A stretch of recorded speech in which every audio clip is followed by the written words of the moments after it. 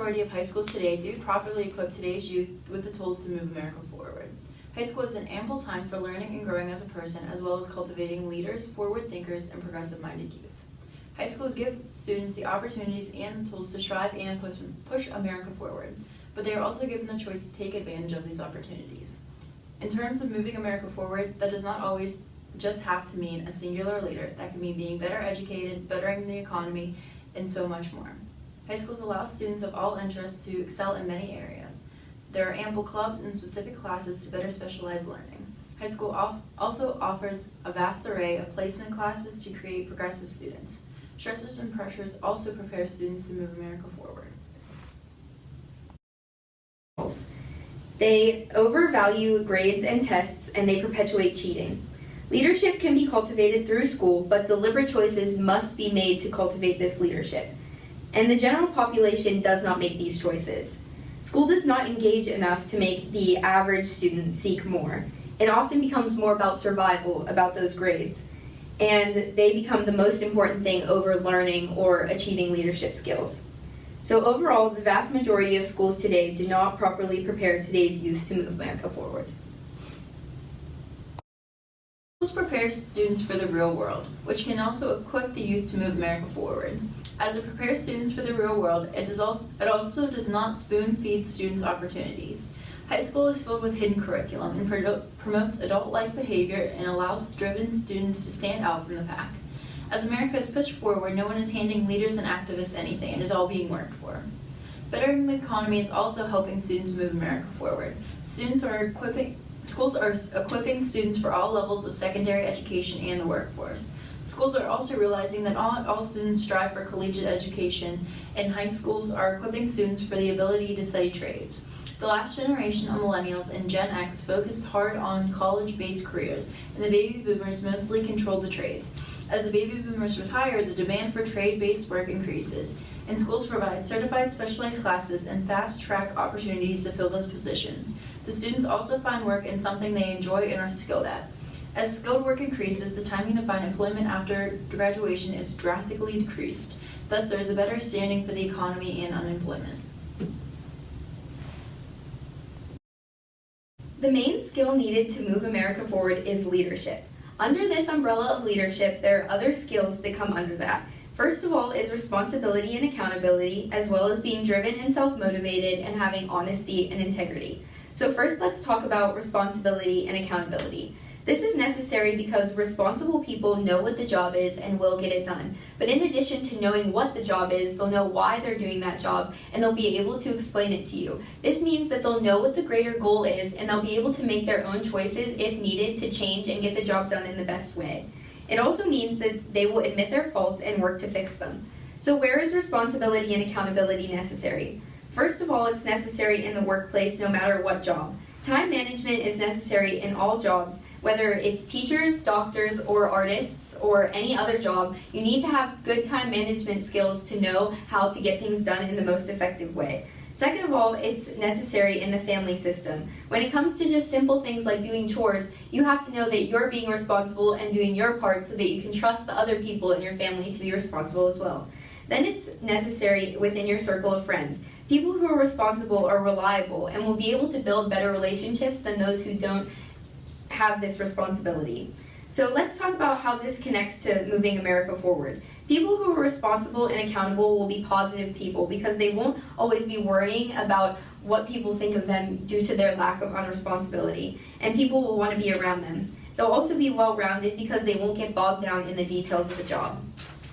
Schools do not teach responsibility because they baby kids into doing what they need. And they just keep giving these reminders without really ever putting it on the student. In many of my quote-unquote regular classes, so this means that they're not honors, college level, or AP, there are almost no consequences for not working. In some of my classes, if you don't read, it's fine, you can still get an A because the teacher will just tell you what happened in the book anyway. That doesn't teach responsibility.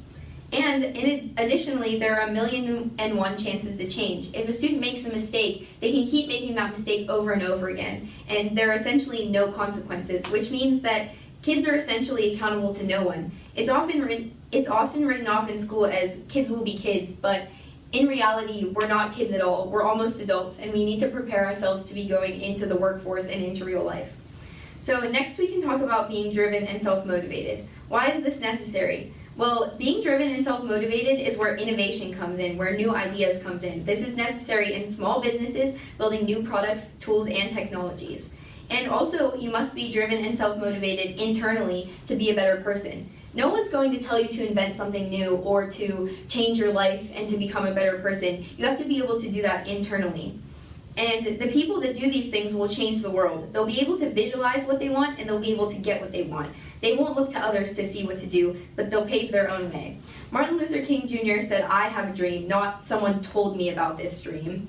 And schools don't teach this because instead they teach conformity. They say that uniqueness is bad. They give you rubrics so that you can be put into a box. Instead of thinking about what you want to learn, you're thinking about the grade that you're going to get. There's no ingenuity because of this box that they put you in. You say, what do I need to get the grade, instead of what can I learn from these assignments or from these essays or from these readings. You only do the bare minimum. Lastly is honesty and integrity. This is necessary for the old adage that honesty is the best policy. People who are honest can recognize their flaws and they'll take the responsibility for them. And if you're honest and have integrity, you'll be holding yourself to a higher standard, which is necessary in all areas of life, not just in the workforce. So people that are honest and have integrity will be able to identify problems, but they'll also be able to ask for help when needed. They won't be self-righteous, and they'll know that sometimes asking other people is the best solution to a problem. And additionally, they'll have higher moral standards than others. School does not teach this because instead they encourage cheating. They encourage copying homework because there's so much homework, and even copying on tests is hardly ever noticed. They encourage taking the easy way out because there's too much pressure and this cheating works and it hardly is ever caught. So those are the skills that are needed for leadership and to move America forward. In addition to trade, schools are also preparing schools for the collegiate level. Honors, AP, and CHS classes are a bridge between high school and college curriculum. As students are better equipped, they can strive and excel at the next level. Many students go to college unprepared and are essentially gambling thousands of dollars at post-secondary schools. This also challenges students to broaden their educational horizons and learn to compete among other advanced students. The workforce is the same as there is high competition. These challenging classes also push students outside of their comfort zones and may cause them to feel stress. This is essentially preparing them for the workplace. In any field, employees are faced with deadlines and high-stress situations in which they need to cope and excel at their highest degree. These classes also require high work and rigor to excel in, so students try their hardest and thrive academically. High school also equips students with a vast amount of resources. Clubs allow students to obtain practical, real-life experience as well as obtain leadership positions. Academic clubs like Future Business Leaders of America and Future Teachers of America allow students to experience their interests to the fullest before they choose to excel in a particular career. High schools also equip students with counselors and teachers who will do anything in their best ability to see the students strive. The counselors give students many opportunities, resources, and tools for them to strive and move the economy, their community, and essentially America forward. This also teaches them a valuable lesson that you may need to ask for help. Some areas of high school can teach the skills of leadership, however, not the majority of high school does. Some that may include higher level classes, clubs and electives, and extracurriculars. So first, higher level classes, which includes honors classes, college level, and AP, teach skills that are not necessarily directly leadership skills, but responsibility skills, because teachers are more inclined to care about the work that students do. And they also are more inclined to let students think a little bit more, but the things that they're learning are still mostly for tests, especially in the AP classes where the entire course is essentially preparing for one big test at the end of the year. However, the accountability is a little bit higher. The Student Research Foundation found that only 38.9% of students took AP classes in 2018. And even within that number, some schools force students to take an AP class just to graduate. So that means that there are students in these classes that aren't getting as much out of it as they could because they were forced to take that class. And even if you take that around 40% of students, that's still only 40% that are going into those AP classes and maybe, possibly, depending on the teacher, learning the skills that are necessary for leadership. Secondly, clubs and electives teach a little bit more leadership skills, but that's still just a small part of a club. You could have 70 students in a club and only 4 at a time would be in leadership positions.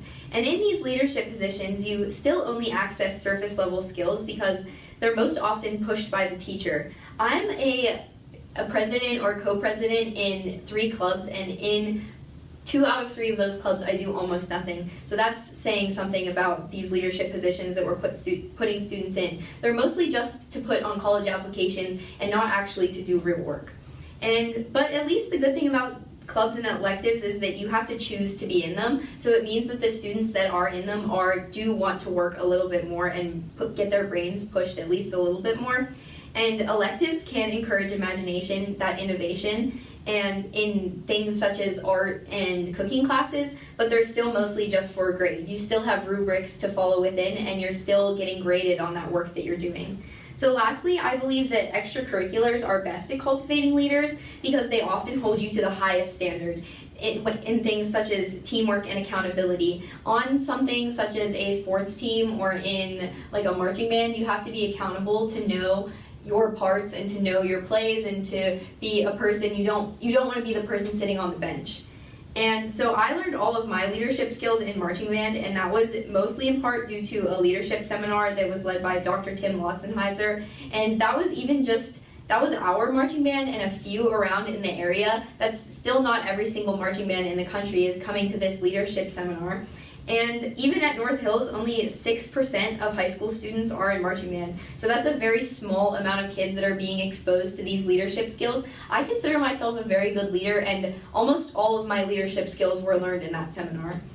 And also this has a lot to do with the staff and with the coaches at different high schools, so it can vary greatly.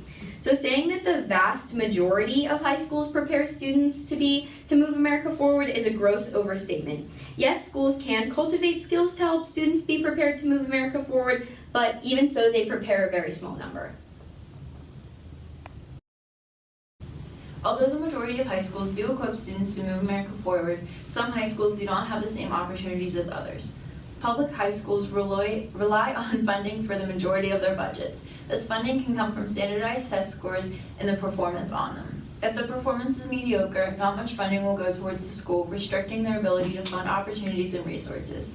The funding restrictions can eliminate some classes and students can take, and that limits the students' ability to move America forward. Some students may also not take advantage of these opportunities. Some students do not feel as if they need to go out of their way to obtain these resources. As high school students are approaching adulthood, we must learn to be independent and do things for ourselves. This will be a great part of any career or educational path after high school.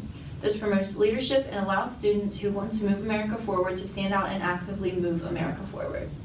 High school is also an ample time for students to grow and acknowledge what they are capable. Students must learn to grow and thrive on their own, as the real world will not hand them things. High school is a time where students can learn to work hard and strive to better themselves. Students learn to work hard, they learn independence and their strength as they overcome obstacles both educationally and personally. These opportunities and tools are there for each and every student to better America, whether it's a community aspect, a personal aspect, or as large as moving America forward to a better future. Not all aspects of moving America forward have to do with leadership. It can mean working and improving the economy, improving the quality of life for others around you, or just doing a good thing for someone around you. In conclusion, high schools do properly equip students to move America forward. The American school system takes capable students and makes them incapable. They perpetuate a society of cheating by overloading students instead of giving them things that they can handle. This pushes them to take the easy way out instead of working through it. A 2017 study from Rutgers University sampled 24,000 students at 70 high schools and found that 64% of students cheated on a test, 58% engaged in plagiarism, and 95% cheated on either a test, in plagiarism, or just by copying a homework. Many students every day I see copying homeworks. I've copied homework. I've let people copy my homework. It's a rampant problem that students don't always recognize is a form of cheating. It's cheating them out of the knowledge that they would have by doing that homework. And there are very few consequences even if you get caught.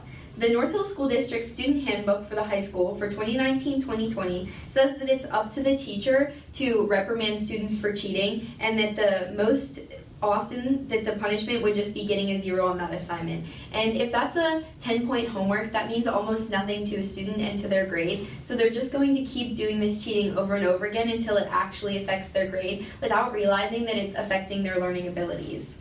This is teaching students that cheating is okay. In addition, American schools teach regurgitation or conformity, and there's this giant trope of forgetting everything after the test. That means that the information that you're learning for the test isn't really relevant information, and you're not very interested in learning it because you're just doing it for the test. There's nothing else to learn this information for other than the test. In addition, rubrics allow students to do the bare minimum instead of asking themselves what they can get from a project or from an essay. They just ask what they can do to get the grade. And in addition, standardized tests push students to only work towards the test instead of working towards other things and working towards the actual curriculum. And most schools have to do these standardized tests. In this way, GPA becomes greater than anything else in school. A 2015 National Youth Risk Behavior Survey showed that 14% of students with mostly A's seriously considered attempting suicide, and 36% with mostly D's and F's seriously considered attempting suicide. And while those numbers might not seem very high, those numbers in relation to school should be almost 0. If school is pushing students to almost attempt suicide, there's a serious problem with the system. And also, 23% of students with A's felt sad or hopeless almost daily, and up to 47% of students with D's and F's felt sad or hopeless almost daily. This is teaching students that grades correlate to worth, which is almost not helpful at all in the workforce or after high school or after college, because there aren't grades in a job. In most jobs, you should be pushing yourself to do the best job that you can do. It's not about getting a grade. So, in conclusion, those who will move America forward will be leaders, and the U.S. school system does not cultivate leaders. It's not that the youth of America can't move America forward, but the school won't prepare them to do so. Students need responsibility, motivation, and honesty, and schools feign teaching this by teaching cheating and conformity. In this way, hope and ingenuity are crushed by the intense pressure to get good grades. There's some hope in high-level classes, clubs, and extracurriculars, but this cuts off most students, as the average student doesn't participate in these clubs or activities or classes, and even if they do, they're only doing it to flow through school or to put it on a college application. They're not actually looking at what they can get out of it. So finding a job and graduating isn't most important. What is most important is becoming a well-rounded and positive human being who's going to contribute positively to society. The vast majority of high schools do not prepare today's students to move America forward, but instead they prepare students to fail.